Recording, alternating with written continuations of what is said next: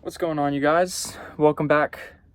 Today I want to tell you a little story about complaining and comfort and why it's all bullshit and why you should actively seek discomfort if you would like to enjoy your life and go beyond what you're capable of or what your default is. If you're not happy where you are, there's a good chance you're being overly comfortable or engaging in overly pleasurable activities that aren't beneficial to your body.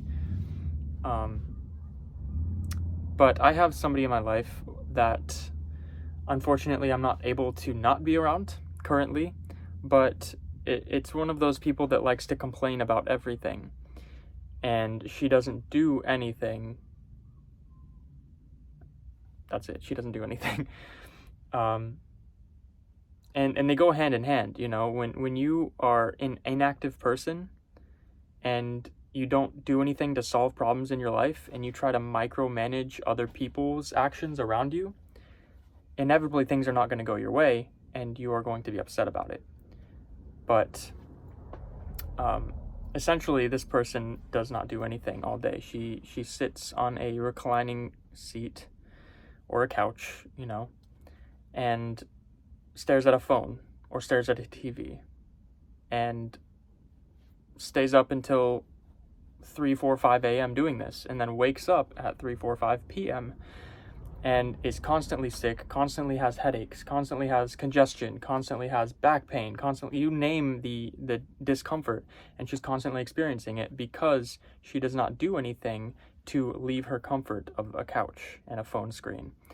And additionally, trying to make everyone else fit into your lifestyle when you do that is disrespectful, first of all, but it makes you even more uncomfortable because you aren't actually doing anything to solve problems in your life. You're expecting other people to do things that are going to go your way, and that's just not how life works.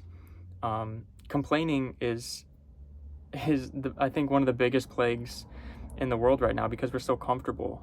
And I'm comfortable, and I have to constantly try to remember like how fortunate I am really in the grand scheme, and a lot of us are. If you have the ability to watch this video, you're pretty lucky.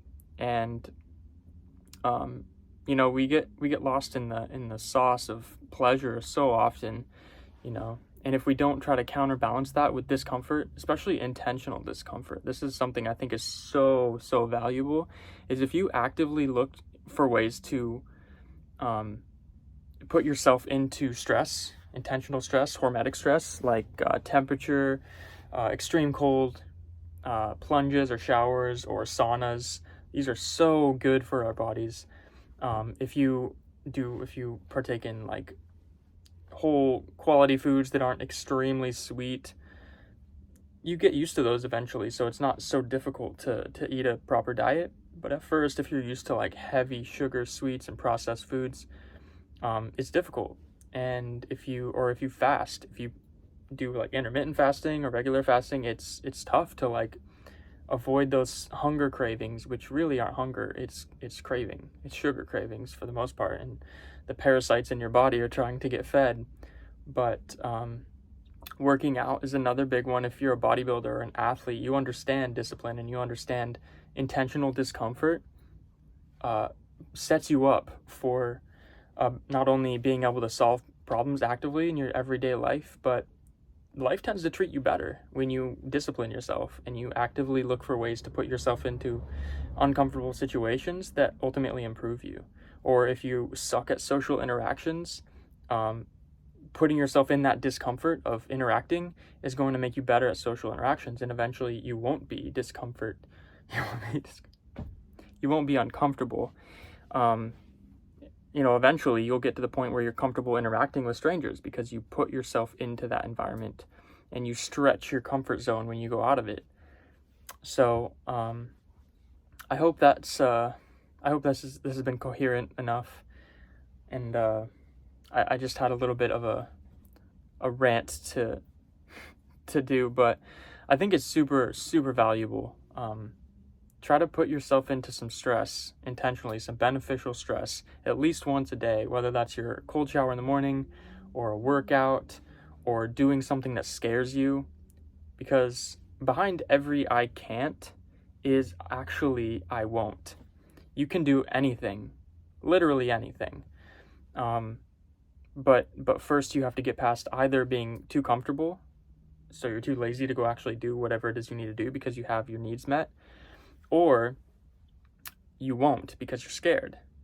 So if you can get past the fear or the comfort, or both, and go do whatever it is you're afraid of doing. If you're afraid of heights, go skydiving. Just, this is probably the best thing you can do to actively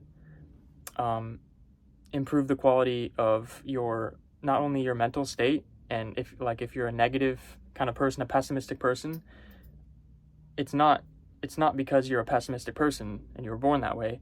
It's because you have a mindset that has been patterned in a certain way. And if you go out and you make things happen in your life that are difficult, you will see it's going to make so many things happen for your life. It's impossible for that not to happen, because just by seeking discomfort, you're making growth happen, and you're making opportunities happen. Opportunity is always there. It's always available. It's just like exists everywhere. And as soon as you start making moves in life, you meet opportunity where it's at. It never comes to you. It's already out there in the world. This is networking. This is social networking. This is socializing.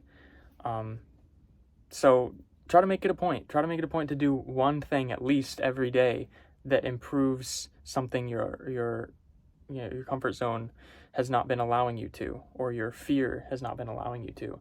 It'll make a huge difference. I promise. I guarantee it. It's a huge, huge, huge part of the human experience. We are so comfortable right now. It's ridiculous. That being said, thank you for watching. I appreciate you. I hope this has been valuable to you. Leave me some comments or criticisms if you'd like, and we'll see you on the next one.